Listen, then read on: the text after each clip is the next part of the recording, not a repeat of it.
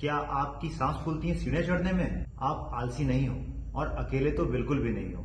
मैं ऐसे लोगों को रोज देखता हूँ as a doctor, fitness coach. सांस फूल जाना मतलब आपका कार्डियोवास्कुलर सिस्टम ट्रेन नहीं है, स्पेशली तब जब आपका बॉडी वेट जरूरत से ज्यादा है। अब सॉल्यूशंस क्या है? Step 1, start seated cardio.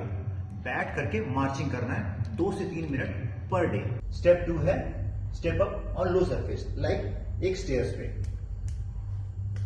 for 2 to 3 minutes per day.